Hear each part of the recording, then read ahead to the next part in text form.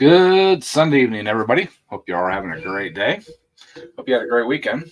Hope you had a great week from last week. So we got Southern Smoke. How you doing, bud?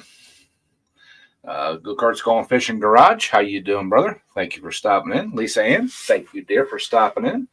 So yeah, it's been a dry weekend. We're supposed to be getting a little bit of rain coming in this evening, but for the most part, we had a little bit of rain overnight, but nothing major. So yeah, I'm happy. Didn't do any tractor pulling. Of course, the temperatures are nice and cool this weekend. Now, next weekend it'll probably be back up into the 90s. We got another pull scheduled. Got a little work to do on the tractors. Nothing major. I went and picked up. See, Friday I got off work early, so I went down to the local parts place, aftermarket parts place, and picked up a starter pulley for the front. Hi, Daryl. Howdy. Hey, Barry. How you doing, brother? Thank you for stopping in. John, how you doing, brother? Thank you for stopping in. But yeah, I picked up a one of the front counterbalance. Hey, Ken, how you doing, brother? Thank you for stopping in. To put on monkey business. Hopefully that'll help maintain the RPMs that we get out of it. So kind of helps it not bog down as much. So, well, the thing about it is, Ed, that track where you stopped at, the track's got a daggum dip in it right there, and that's what was stopping everybody. Yep. And that kind of what threw me off was that dip right there in the middle, right there where it stopped you and stopped everybody else. Just about. Yeah, there is a bad dip right there. I tried to stay to the left of it, but I just couldn't get over there. So yeah. Let's see, Lisa Ann.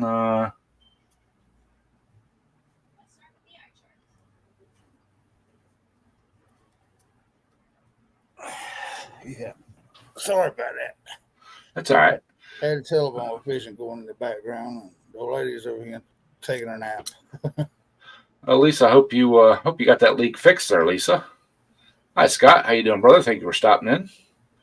Hey, Gary, how you doing, brother? Thank you for stopping in. We got everybody's coming in. So, Renegade, how you doing, brother? Thank you for stopping in.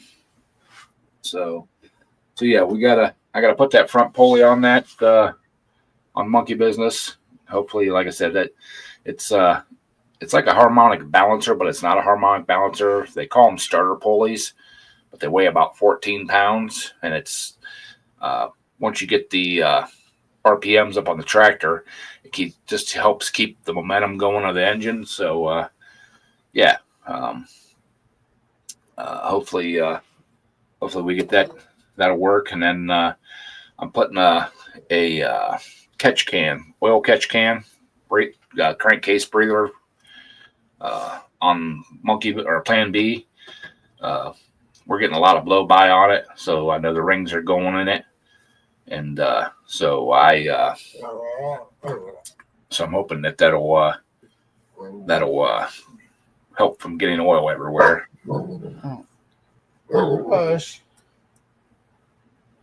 She's arguing with herself over here.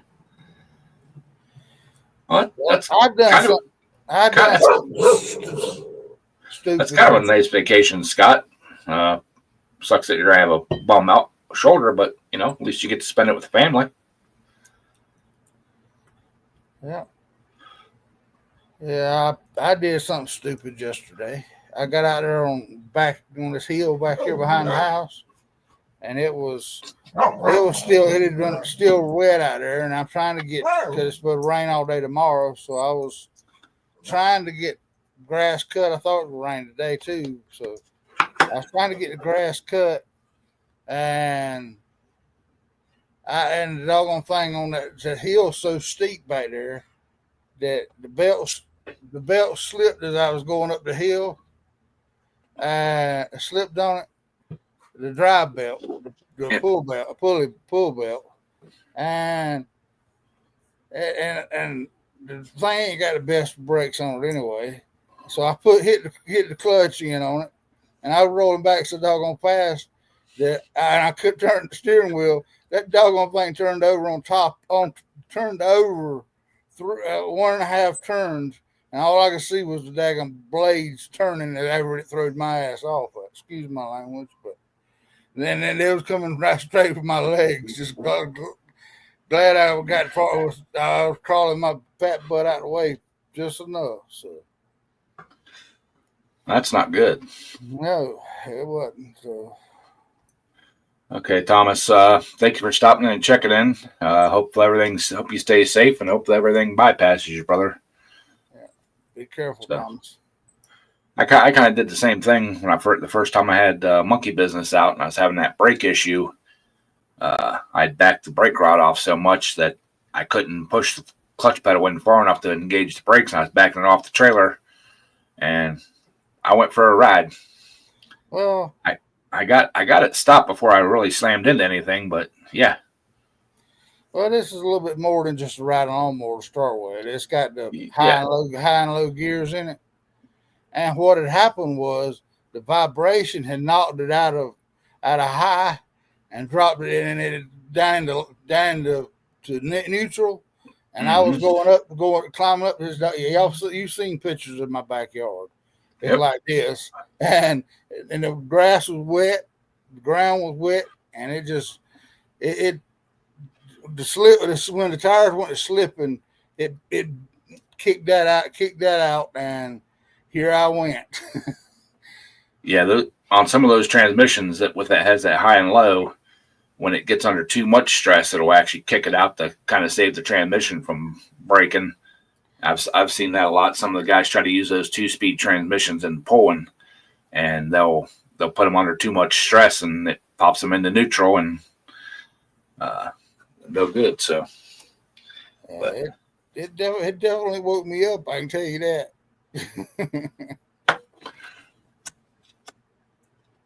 But well, I'm hoping the rain just come. Where I looked at the radar, we're just supposed to get maybe 20 minutes or half an hour of rain. It doesn't look like it's going to be real heavy here, but I'm hoping to mow my grass tomorrow evening when I get off work, get it cut again, and then work on the tractors the rest of the week, where I can go pulling on Saturday. So, but yeah, I had a real nice conversation with the owner of the parts place. He's a super nice guy. It only took me 10 minutes to get my parts, but we talked for probably half an hour. Hey, Rail. Hi, Rail. How you doing?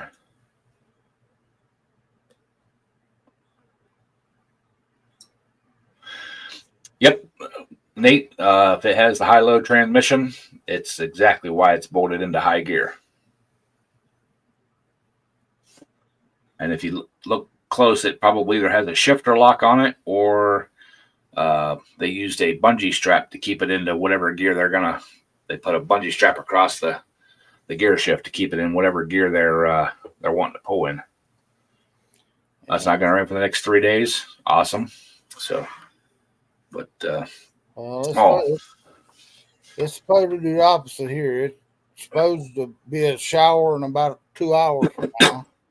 A good thundercloud, and then I was looking at the radar before I come on here, and then about 8 o'clock in the morning, it's supposed to downpour all day long. So, yep.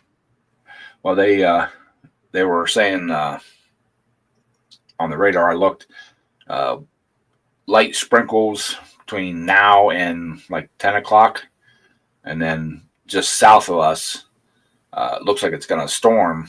But yeah. Well, we got kind of a phenomenon goes on here that people don't believe you, but the mountains actually split a storm, and we're we're close enough to the mountain that when it splits the storm and it goes right around us and then come back together. We're on the other side of it. So But that's where I work at, we're the highest point around. And I've seen the exact same phenomenon. I see storm clouds coming in, real low storm, and it just kind of pushes and goes a mile or so north of us or a mile or so south of us. I seen one time we were actually under a tornado watch. Conditions were highly favorable, and we were actually watching because we had tours and stuff on campus, and we sent some people out. Myself, one of us. This has been 20 years ago. To watch to make sure if we seen anything to report it. Get everybody under cover and everything else. And we literally watched the storm front split and go around us. We had a temperature drop of probably 15 or 18 degrees. When we were watching this front come in, the wind picked up. It got windy, not real windy, but windier.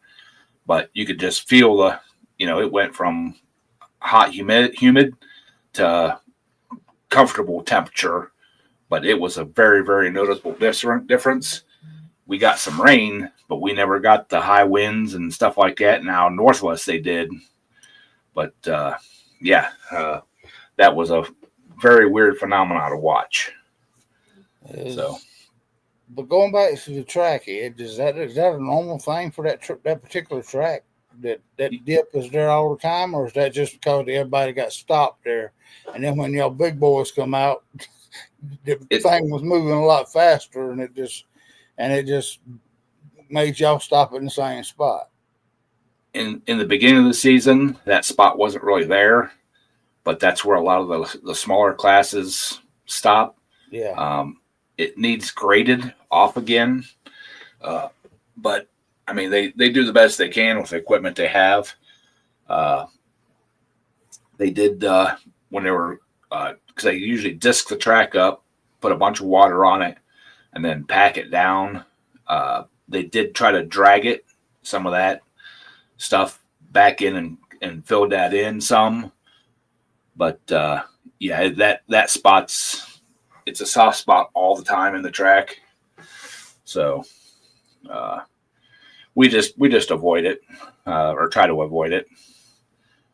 But I seen the other guy that had it looked like a big tractor, and he went plumb sideways when he went by that spot. But yeah, I mean, trying to bring the sled from one side of the track to the other and all that.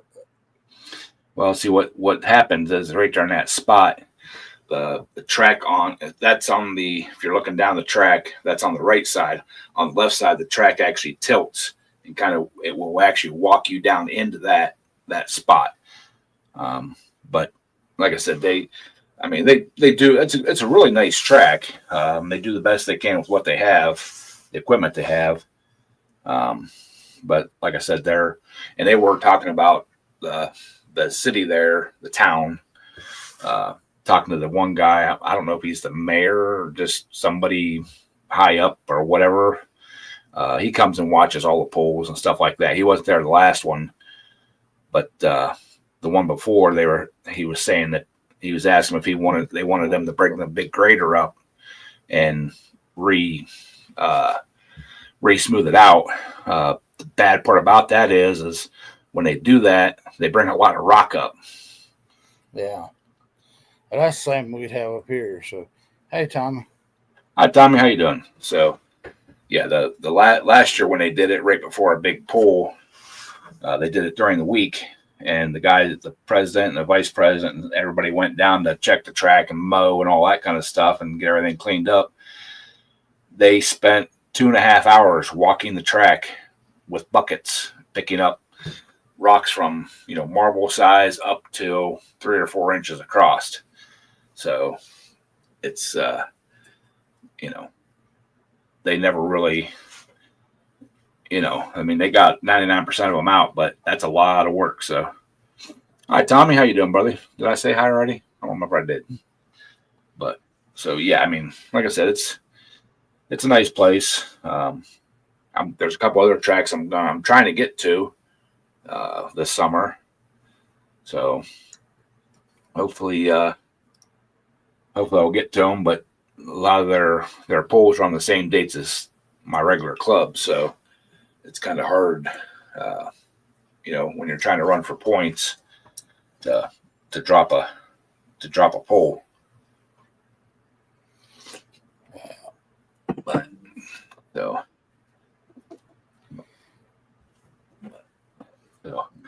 and I also got parts in. I don't remember if it was this week or last week. Got parts in to continue with the 50 cube engine, the big one. So I'm gonna be doing that too this week, working on that. And over the weekend, a company sent me a welder. It was actually delivered last week, not this week, but the week before, when I was on vacation. So I got to do a review on that. Got that done Saturday.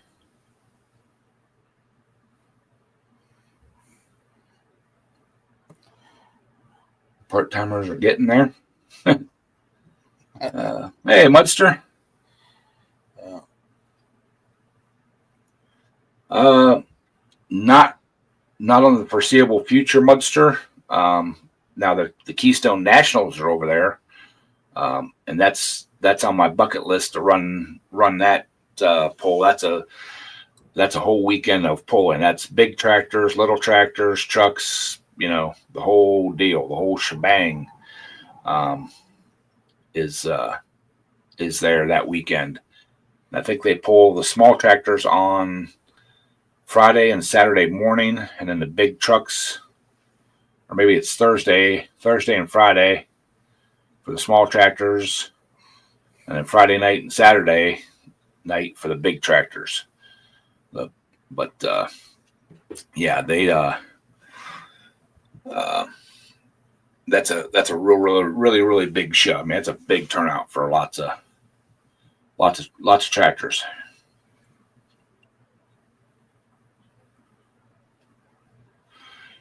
Need to turn off the IH sign by making your eyes hurt. Why? Because it doesn't say John Deere. He's a John Deere fan. Well, I can't say nothing. I got one sitting in the yard right there too. Yeah. I run Cub Cadets because that's what's best for the poles. But anything bigger than that, it is what it is. I mean, green, red, orange, doesn't matter. Most of them are running Yanmar motors anyway. So, I mean, if you look at them close enough, they all Yanmars. So. Yep. Man, in the next size up from the garden tractors to the 25 30 horsepower and under tractors. Most of them diesels are Yanmars anyway. That's right, Southern Smoke IH and Farmalls. But yeah, they and for like your riding mowers, the John Deeres and Cub Cadets and all them, they're all made by MTD now, anyways. That's what we can say. They all make MTD makes them all. I think maybe about the only one that doesn't make their own tractor anymore, or the only one that makes their own tractor anymore, might be Simplicity. I'm not quite exactly sure, but Coyote makes some nice equipment. I went up to the dealership last Thursday and Friday to pick up some parts for our Hustler, and I was looking at some of the Coyote tractors and stuff, and they make some pretty decent stuff.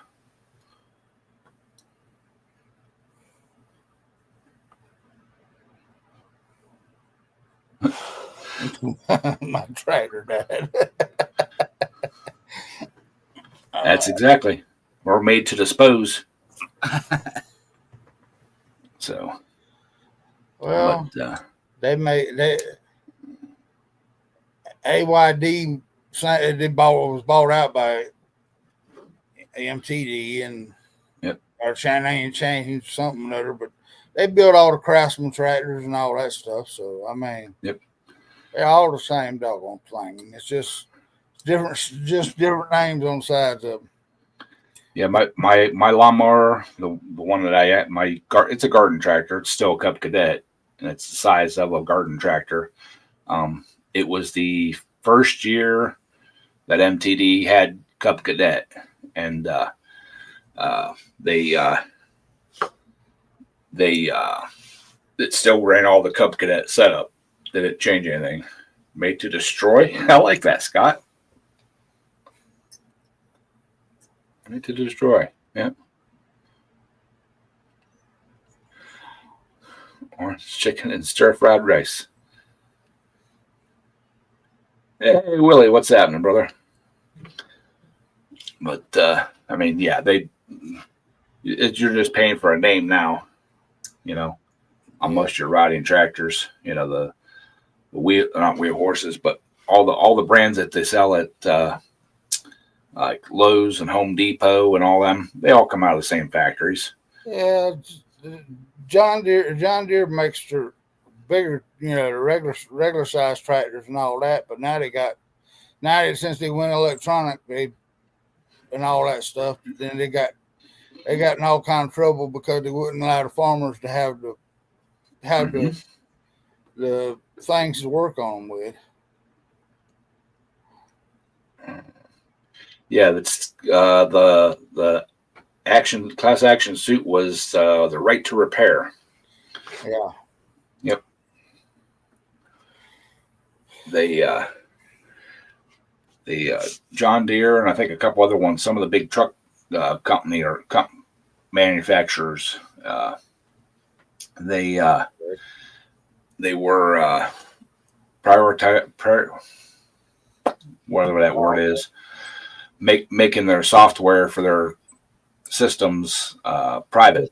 Proprietary. Yeah. Yep. Yeah. And there's Willie. What's happening, Willie? Oh, I had a Deathland show this weekend. Are you in bed? Yep. Well, I just loaded up hundreds of pounds of iron onto the trailer.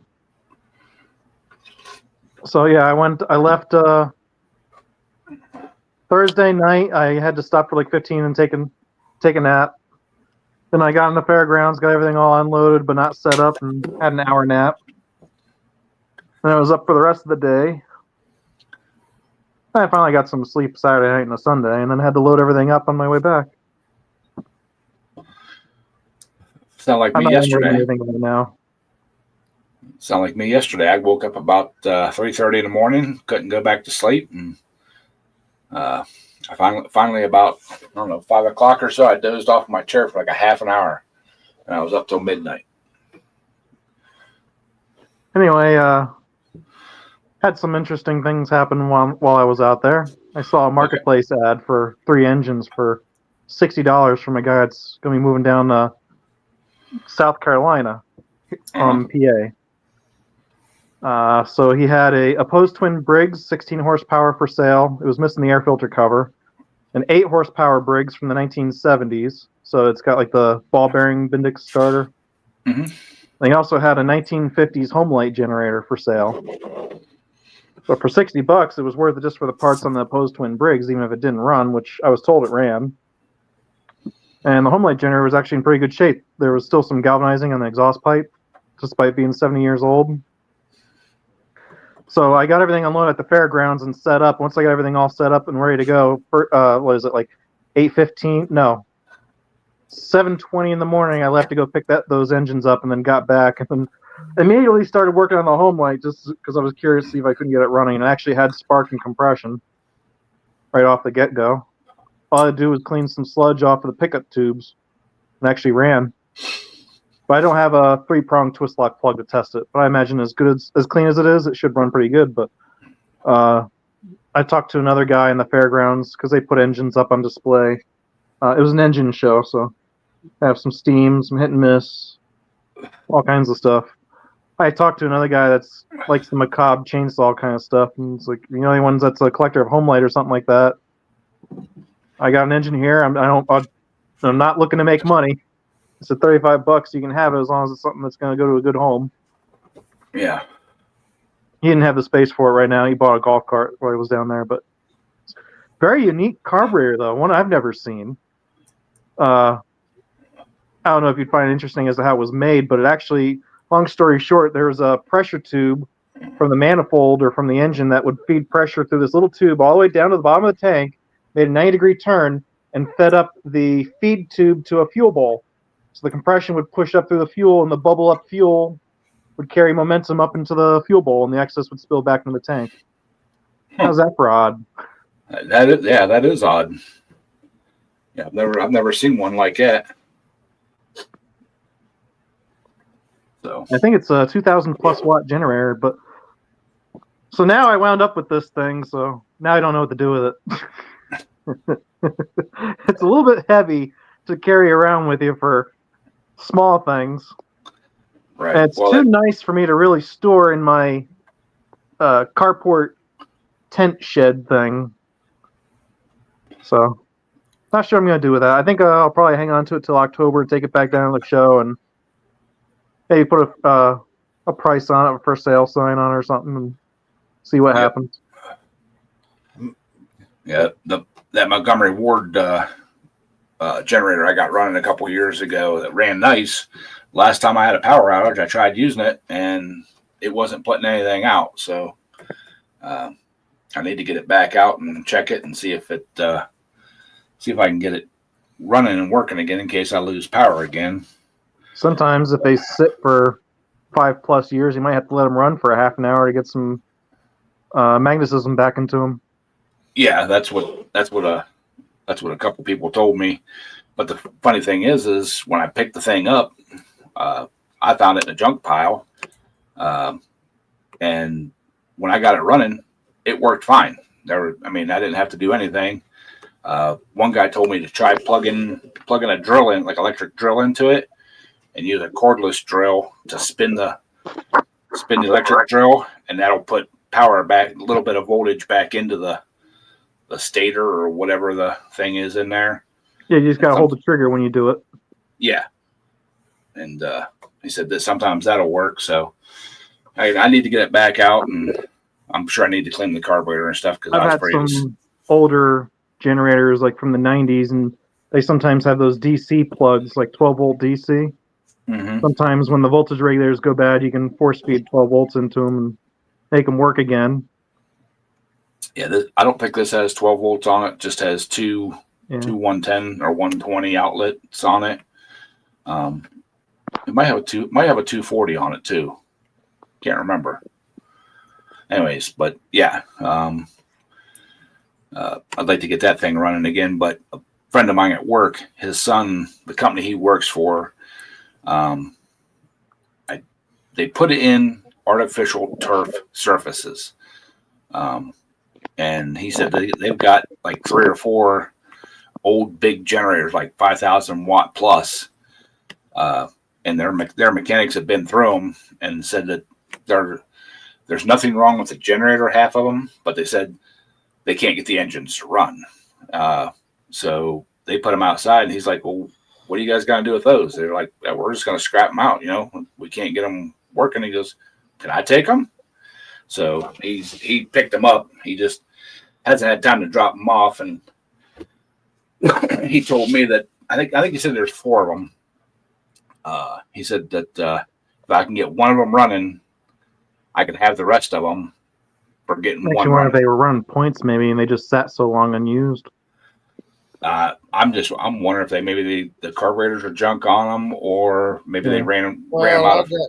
I got one down there that's, I don't remember what horsepower is, but it's supposed to be a 5,500 watt generator too. I mean, it's a big one. And last time I cranked that thing up, the seals in the carburetor had dry rotted out of it, and I ain't never bought another carburetor to go on it or a kit to go in it. So. Well, from the way he talked, these are big generators, 5,000 plus watt ones, because they use them on job sites to run their equipment, lights, all kinds of stuff. So if they're a big 5,000 watt generator, they're probably running like 1,800 RPM, probably be quieter and. Mm-hmm. So Probably gonna be like those twin cylinder Kohler style generators I or twin cylinder Onins. yeah, no clue what they are. He didn't even give me a name or anything on them. He asked if I'd be interested in look at them. I said, sure. I said, drop them off. He said, I'm not in any hurry. So, hi, Angela. Hey, Angela. But he said, yeah. He said, I don't have it now. So he goes, take as long as you want. He said, but yeah, if you can get one running for me, he said, you can have the rest. And if you can get them all running and working, he said, I don't care if you sell them, keep them, give them away or whatever. He said, but so I'm like, yeah, sure. I mean, what's the worst that happens? I have to repower one. If it's a 5,000 plus watt generator, buy one of them Harbor Freight cheapo engines, and maybe we'll put a diesel engine on it. I've seen people weld pulleys. They cut the crankshafts off, add a support bearing, and put pulleys on the generator heads before. Mm-hmm. It's a good sized generator, and you want to be able to salvage it if the engine dies. Yeah, generators aren't cheap anymore.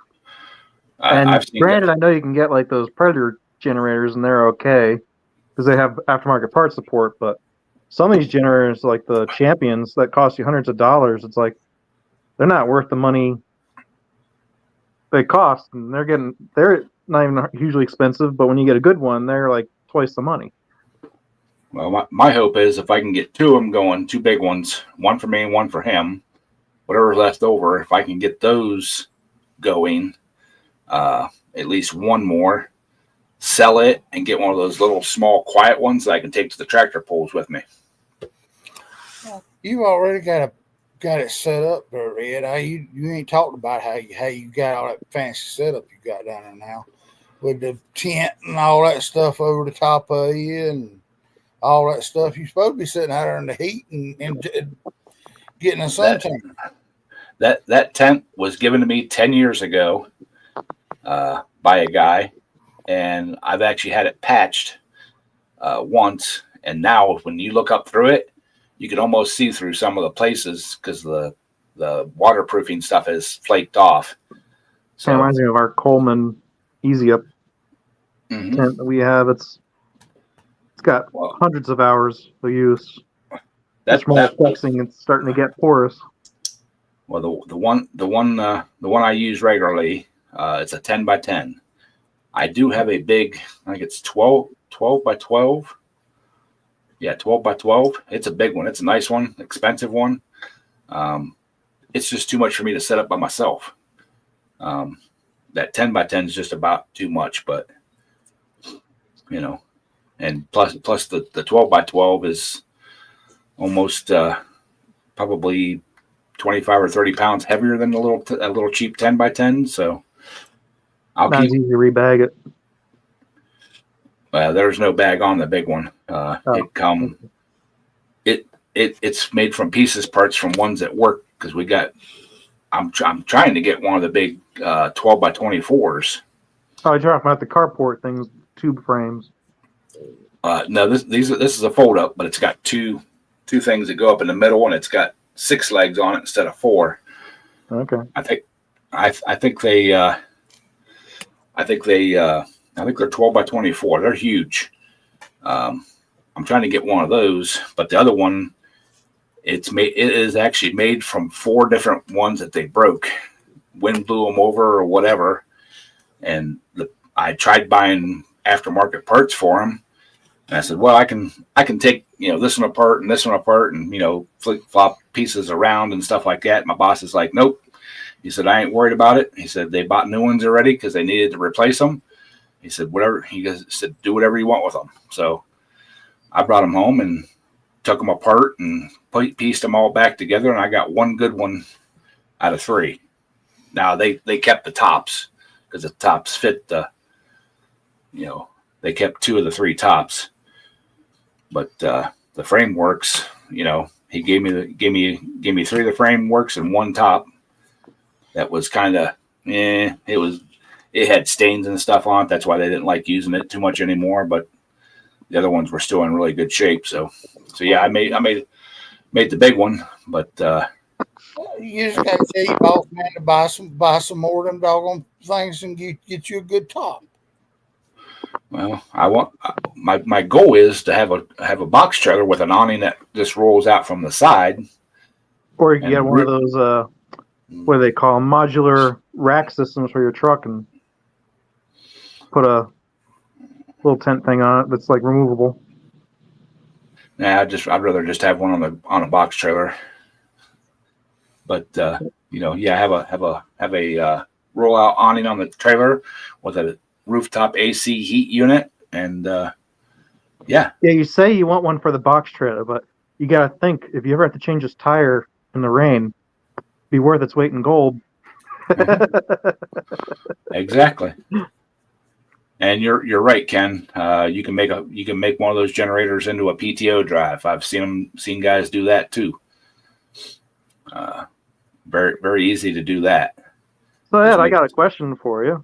Have you ever had something that you just saw, never thought about looking for it, but you see it and then the price was right and it just opened up opportunities, your gears start running in your mind and it just starts a new project out of nowhere? You ever had anything like that? Mm-hmm. Every pulling tractor I've ever owned. I saw something at the flea market I had to buy. Well, I was on the fence until I saw the engine like I needed for it. But I saw what was called a pump jack. It takes a spinning rotation movement and turns it into an up and down movement for like running a pump, a water pump, or like a seesaw pump. And this is an older one from like the 40s or so you can actually see the gears and the two arms and everything all inside this open hole. And you put oil inside of it, and there's actually a little like 90-degree nozzle, if I can get this pointed. So the oil comes up a little tube, and there's a little 90-degree nozzle that goes into the little cylinder, and you can see the oil flowing through it when it's running. I'm thinking, boy, that is the perfect kind of size and motion to make a can crusher out of it. All I need is a Briggs & Stratton motor with a gear reduction. Uh-huh. Wouldn't you know it, I go to continue through the flea market and find a little 3-horsepower, some sort of walk-behind piece of equipment that has a drive on it. Like 2 little wheels are probably like 10 inches tall, about 12 inches, maybe 16 inches apart. Little tiny thing. And it's got a gear reduction drive on it. It's like, you don't need a whole lot of horsepower, and it's even got the larger tank on it, like the flathead Briggs. It's got the larger gas tank on it, so you can put gas in that thing and probably let it run all day long on that tank of fuel to crush cans. Yeah, I've got one of those gear reduction motors. I don't know if it might be 3 horse. It's just a little teeny thing. I picked it up just because they were throwing it away. It still spun over, and it's new enough that I can still get a carburetor for it. But I'm seriously considering getting one of those big squirrel cage fans from a furnace and putting it on there. And yeah, I've seen a few people do that because the gear reduction is almost the right speed for those larger squirrel fans. Yep.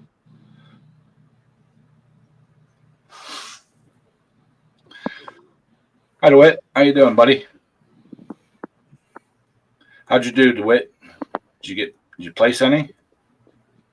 So, but yeah, I'm seriously considering that. I need to figure out how to. Well, I need to get the engine running first, but I need to figure out the exhaust on it, because the exhaust on this thing would blow right out to the side. I'm afraid it would suck it into the blower and blow it right at you. So yeah, but usually there's probably enough air volume there. You wouldn't smell it that much. It'd be pretty well diluted. Yeah. I imagine if you're inside a cover, it'd probably stink a little bit more. Well, I'd probably use it at home too on the blowing into the garage. Okay.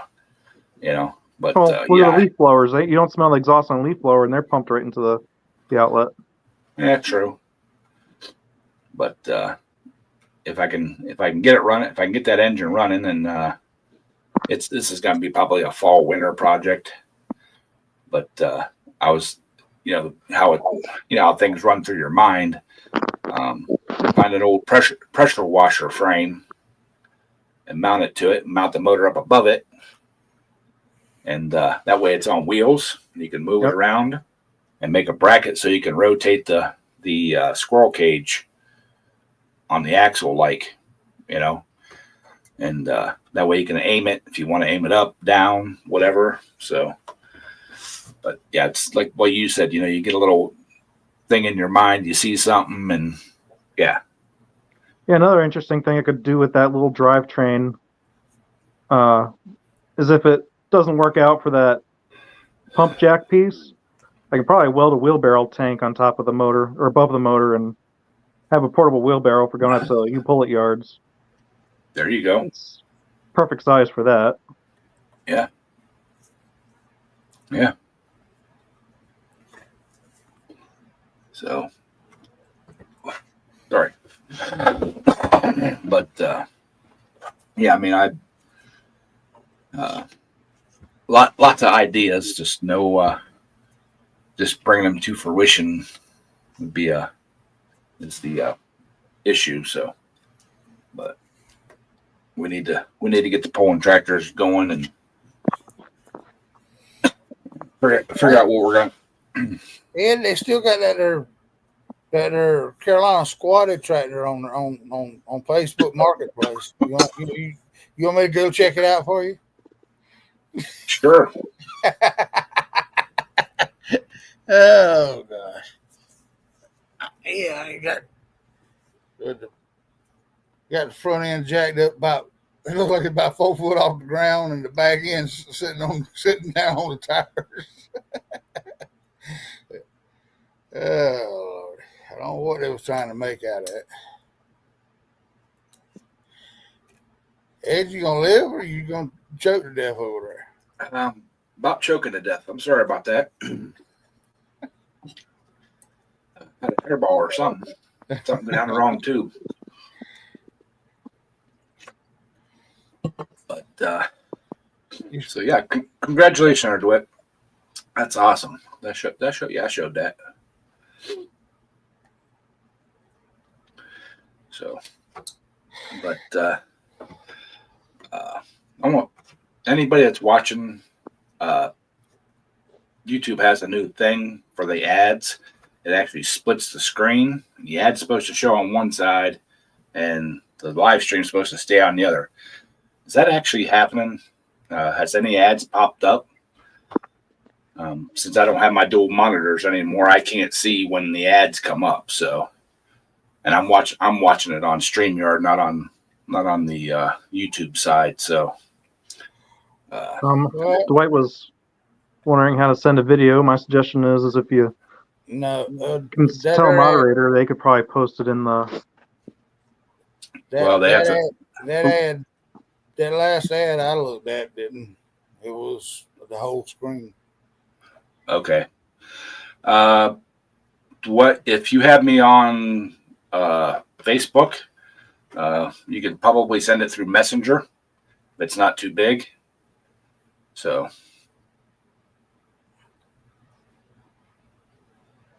wrong tube. That's wife says that a lot. Okay. No split screen there. Okay. Oh, Willie dropped out. He's back. Don't know what happened. It sent me to Google somehow. No idea what I touched. I was looking at comments. It's an AI thing. Okay. All right. Yeah, that's supposed to be something that they just come out with. So I don't know if all live streams have it yet or not. But I watched a little video on it, and it's supposed to like bump over like half screen and show the ad on half of it, and we'll stay on the other half. That way we keep going, so that it doesn't interfere with the stream. But apparently it's not. So at least not on mine. Maybe I'm not big. Maybe I'm not a big enough YouTuber to have that option. You know, it just stops my stream or interrupts my stream. Are you ever going to be big enough on YouTube to get all the points and every extra stuff that these other streamers can get? Nope. Nope. I'm just gonna stay humble and young, or humble and shy, or whatever that song, however that song goes. Yeah. Uh-huh. So you're moving to Florida for 6 months again. Yeah. I gotta get my left shoulder bionicized. Huh? I'm almost halfway wondering, why is it that when we see Mr. Briggs, every couple months he changes things up? So he used to have a beard, now then he shaved it all off, now he's got the mustache back. It's summertime, dude. Gotta keep it up fresh for chasing women. He's going back to a 70s pouch. Wow, wow. That's right. Hey, With that Flaherty shirt on, he looks like he's going back to the 70s disco one. Hey, look, my niece bought me a razor. She got tired of looking at my beard. Yeah, see. I don't have any complaints about the shirt. It's kind of nice. Yeah, I'd wear it. So, I'm sure you would, Ed. You'd rock this shirt. Look good at a bowling event. Yeah. Well, Ed, you're gonna have to get you some different colored shirts from everybody, so we know before you get halfway down the track which one's you. Or could get you a pink helmet or something or other. I mean, yeah. I could zoom the footage, the video footage in. That's about as much as I can zoom the camera in and still have it big enough that when they get down track, they're not like blowing up the screen. But I can manipulate it in editing to where I can zoom it in digitally and make it. But that's a lot of work. I did that for one pull-in video, and it took me over 6 hours to edit the video. Get you one of those 3D cameras and put it on the back of the tractor. I take donations. Anybody want to buy me one of the Insta360s? I will gladly take it. And I'll put it on the front of the tractor. That way it can look back at me or down the track as we're going, or off to the side as we're going by. So, yeah. Are you gonna use the mic on it though, Ed? So we can so we can hear when you say bad words when you're going down the track and that thing starts sputtering or something. I don't. I actually don't cuss out loud. I cuss in my head, but I don't cuss out loud. Yeah, there you go, right there. Lisa hit it on the head. I've got the biggest beard. Yep. Oh, believe me, I could catch up with you, Ed, in a year if I stopped shaving. I bet you if I stopped shaving right now by Christmas, I could have a beard like you. Mine would actually be bigger if I wouldn't trim the ends off. I keep the ends trimmed off. They start splitting and fraying and stuff, and it gets tangled really bad. But hey, Go-Kart Competition is here. But I didn't see his earlier comments. Or he was here before me. That's probably why. Yeah. If y'all haven't kind of caught it yet, Nate's changed the name of his channel. I like it. Yep. I got about 10 minutes into his video that he put on with the Cub Cadet, and didn't get a chance to finish it yet. Yeah. Something about the starter having slop in the bolts. Mm-hmm. He asked me, it's a courage. You're lucky if you have a part that works. Yeah. Exactly. You gotta be brave to work on those. Brave or determined, one of the two. So, Briggs dropped out. You know what I found out? A lot of people are doing is they're buying the command stars and putting them on those courages. Mm-hmm. So you don't see them in flea markets, and if you do, buy them. and then you just put a starter relay feeding both the solenoid and the starter at the same time, and that fixed a lot of that key clicking issue. Yep. But I also like to get the heavier battery wire. Those Kohler command starters like big battery wires. You can't really put a little tiny 1/4-inch one on it. Yeah. They're not heavy enough. Yeah. Well, I had a weird one this week at work. One of our Hustler mowers. Last summer, there's a main wire that comes off the starter that comes basically right off the battery. It's has about a 3 or 4 inch wire, and it goes to a 40 amp fuse, and then it goes up to the dash panel, splits off to a 10 and a 20 amp fuse. The 10 amp fuse goes right to the key switch. The other one goes over to a spark ignition solenoid. Don't know what it is. It has a bunch of all the wiring goes into it, in and out of it, for your safety switches, ignition, all that stuff. I think it's just a big relay box myself, but they won't tell you what it is, what it does.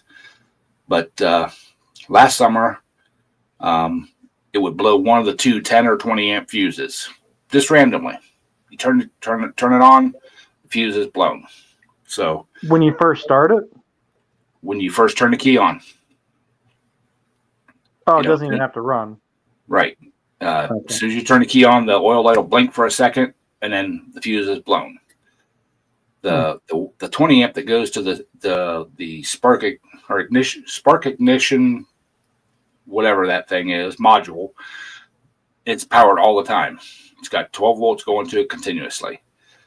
The other one, like I said, goes to the key switch. It has voltage all the time, but so. And like I said, it would be either one or the other would blow. Not both of them, just one or the other. So I'm like, okay, I figured that out. I just I got tired of replacing fuses. I tracked everything down. I replaced that module. I replaced the ignition switch. It would still do it randomly. It might go 3 weeks, do it once. Would it matter if you ran your own fuse and new wire to it? In case the old wire is shortened somewhere? I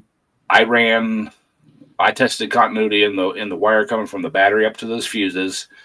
There was no ground or anything in that, so I ended up putting relays or the automatic reset fuses in them. That took care of the problem. It never. The guys said it from that point on. Every time you hit the key, it would never not work. So we thought it was good.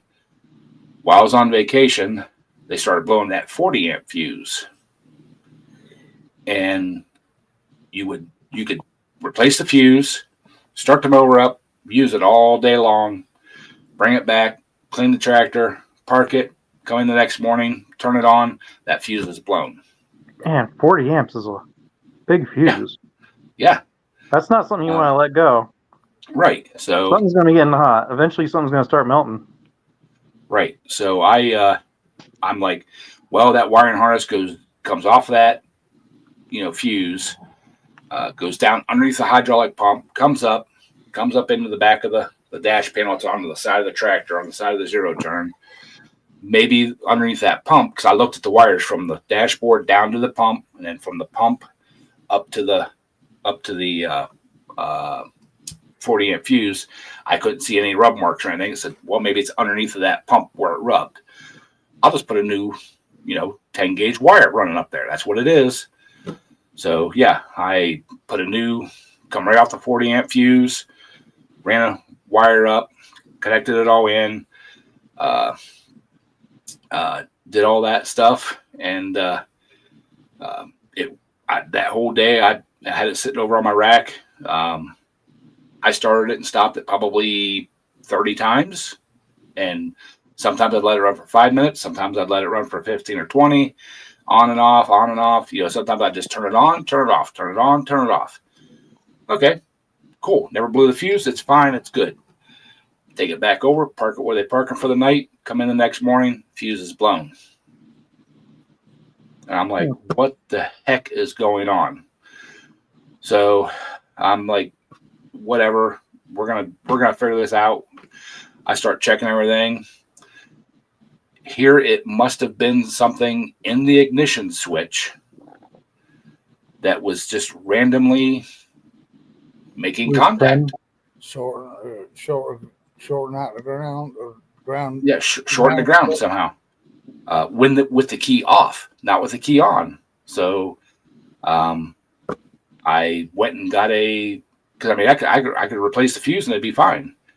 But yeah, I went and got a new factory ignition switch, put it in, and they ran it for 2 more days, perfectly fine. So we'll find out this coming week if I go in tomorrow and test, because I was doing it first thing in the morning, Thursday, Friday morning. First thing I did when I walked in the shop, walk over to that tractor, turn the key on, see if it's hot. After I placed the switch, it was fine. So which one's better there, Ed? I was looking. I went down to Tractor Supply the other day, and they had them down there with Kawasaki's and Kohlers on them. With these new Kohlers, they pretty steady. I don't know a whole lot about the new Kohlers, but with the Hustler mowers, I know I like the Kawasaki engines on them better than I do because they run a Briggs and Stratton or a Kohler Kawasaki. I've had less issues with the Kawasaki's than I have the Kohler or the Briggs. We have 2 of them that have Briggs. Sorry.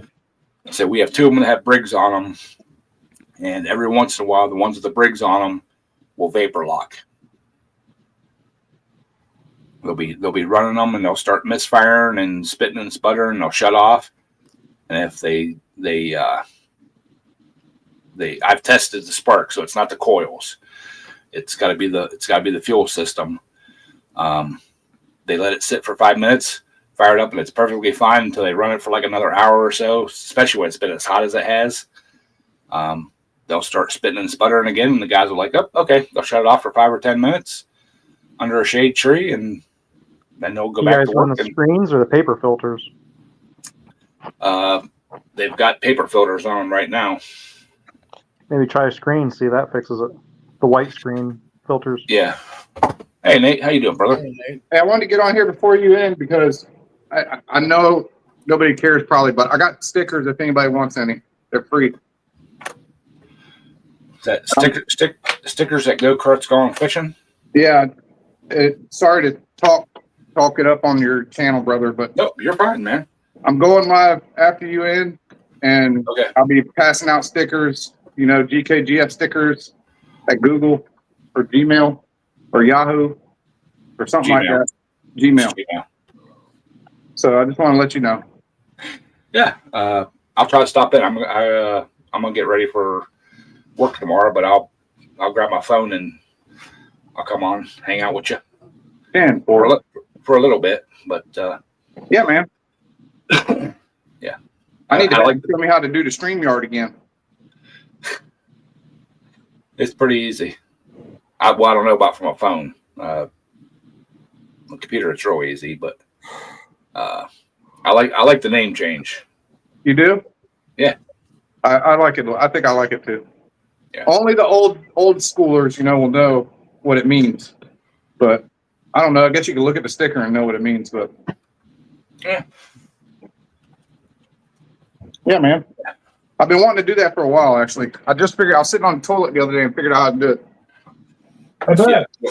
Well, I did mine a couple of years ago. Put the garage on it, and it seems like it kind of helps direct people to what your channel's about. Hi, Mrs. Kurtz. I was watching from inside. All right. She'll watch your live streams, but she won't watch mine. It's because she sees your ugly mug every day. She's part of your live stream. She only gets to see this once a week. And she doesn't want to hear all the talk about the reruns. I don't know. Doesn't want to hear the stories after watching it. I don't know. But so yeah, everybody go over and check out Nate's channel there. He's going to go live because I'm going to get ready to end it because we've been on here an hour. And man, now I got to go live. Damn it. Yeah.